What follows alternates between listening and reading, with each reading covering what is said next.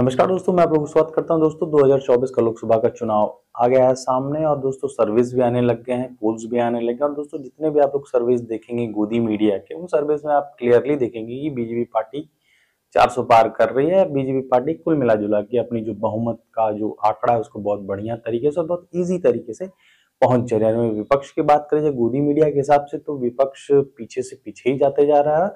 विपक्ष का कुल मिला जुला के गोदी मीडिया के हिसाब से कोई रोल नहीं। और दोस्तों इस वक्त हमारे देश में इलेक्ट्रोल बॉन्ड वाला मुद्दा भी बहुत तेजी से चल रहा है और इलेक्ट्रोल बॉन्ड की बात किया जाता है, इलेक्ट्रोल बॉन्ड जो हमारे देश की गोदी मीडिया है उसने कितना दिखाया ये सबके सामने है। अगर सोशल मीडिया नहीं रहती तो इलेक्ट्रोल बॉन्ड वाला जो मुद्दा है वो देश के सामने उस तरीके से नहीं पहुंच पाता जिस तरीके से इस वक्त पहुंचा है। और दोस्तों इलेक्ट्रोल बॉन्ड वाले मुद्दे पे जिसे कह सकते हैं कि एबीपी न्यूज जो है उन्होंने एक अपने अपने वेबसाइट पे जिसे कह सकते हैं कि पोस्ट शेयर किया और उस पोस्ट को जिसके बाद उन्होंने डिलीट भी कर दिया। तो दोस्तों लेकिन इस पोस्ट को डिलीट करने से पहले ही कुछ लोगों ने जिसे कह सकते हैं कि इसका स्क्रीनशॉट ले लिया और कांग्रेस के एक नेता श्रीनिवास बेवी उन्होंने अपने ट्विटर हैंडल पे इस जो क्या कहते हैं कि जो पोस्ट इन्होंने किया है बीपी न्यूज ने उनको उन्होंने करके दिखाया और मैं उस पोस्ट को आपको पढ़ के सुना देता हूँ। दोस्तों श्रीनिवास बेबी ने जो स्क्रीनशॉट अपने ट्विटर हैंडल पे शेयर किया और लिखा इसमें कि आखिर एबीपी न्यूज को ये ब्लॉग डिलीट करने की क्या मजबूरी रही होगी। मैं आपको जो एबीपी न्यूज का ब्लॉग पढ़ के सुना देता हूं जो पोस्ट उन्होंने किया था। ब्लॉग लिखा है, इलेक्टोरल बॉन्ड बना बीजेपी के लिए फांस, बदला लोकसभा चुनाव का माहौल, पीएम मोदी के लिए जवाब देना हो रहा है मुश्किल।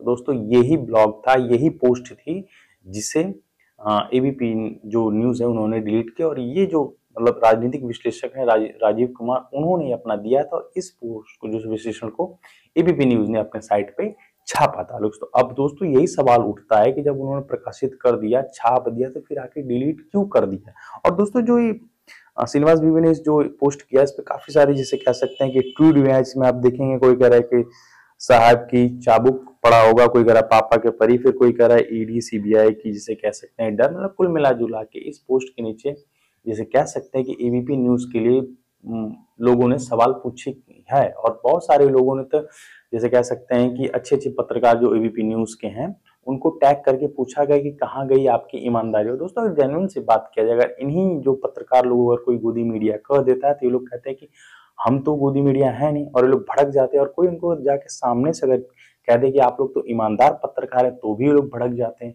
और दोस्तों हमारे देश की मीडिया का हालत तो आप लोग जानते हुए ना, 180 जो देशों की रैंकिंग में 161 हमारे देश की रैंकिंग है, मीडिया की रैंकिंग। सोचिए दोस्तों, तो इससे आप उम्मीद क्या कर सकते हैं। इन्हें जैसे कह सकते हैं कि मैं अपने हर एक वीडियो में बताया हूँगा कि ये केवल जैसे कह सकते हैं कि सत्ता की बड़ाई बताने के सिवा, सत्ता की जैसे कह सकते हैं सीधे शब्दों में चाटुकारिता के सिवा इनके पास कोई काम नहीं। अगर विपक्षी दल का नेता अगर कोई बात करता है तो उस बात को डाउन कर दिया जाता है, लेकिन वहीं अगर सत्ता के लोग अगर कुछ बात को करें तो उसको बहुत बढ़ा चढ़ा के दिखाने की कोशिश की जाए। दोस्तों एक सीधा सवाल, चलिए ये सब चीजें अगर दरकिनार भी रखे तो अगर एबीपी न्यूज ने इस पोस्ट को शेयर किया तो डिलीट क्यों किया? किस चीज का डर हो गया भाई? क्या राजा साहब ने ऊपर से आदेश दे दिया कि हमारे खिलाफ इस तरह की चीजों को ना छापा जाए? किस चीज का डर था भाई? न्यूज जिसे कह सकते हैं कि जो मीडिया होती है वो हमारा चौथा स्तंभ है डेमोक्रेसी का।